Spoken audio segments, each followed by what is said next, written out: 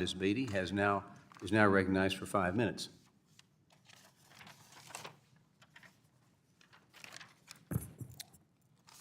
Thank you to our witnesses. We're here today to talk about making community banks great again. Although I think our community banks have always been great. We all value our community banks. These vital institutions provide our constituents with access to credit and other critical financial services. They create local jobs, they extend mortgages, they give loans to small businesses, and promote economic development in our communities. But it's ridiculous to be having this conversation while the President of the United States is actively taking steps to hurt our community banks and our economy. When his proposed 25% tariff on Mexico and Canada go into effect, this will have a disastrous knock-on effect for community banks. Make no mistakes here today.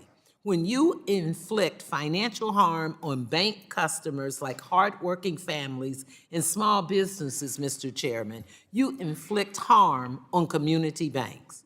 When a trade war causes small business supply costs to go up or increase the cost of exporting materials, this financial strain will make it harder for those businesses to repay the loans they receive from community banks. The same will be true for consumers paying more for gas, more for groceries, and more for a lot of other things, making it hard to keep up with their mortgage loan payments, again, to community banks. His illegal, ludicrous attempts to freeze nearly all government financial assistance programs would have impacted all kinds of bank customers. It would have undermined small businesses' support programs like the state small business credit initiatives. It would hinder CDFIs, including community banks and credit unions, from getting support from the CDFI fund to serve small businesses and underserved communities. His radical crusade against diversity, equity, inclusion, and now accessibility will do significant damage to our economy because diversity, equity, inclusion, and accessibility is good for business, and yes, it is good for banks.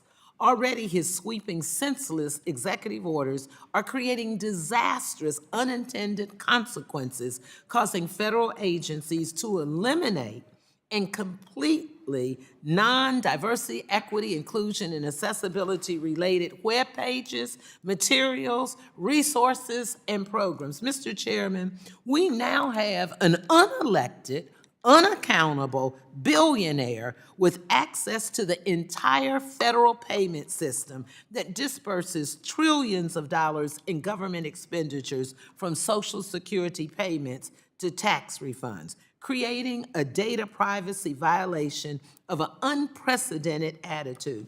Mr. Chairman, I hope that all of our colleagues on your side of the aisle are as bothered by this as I am bothered.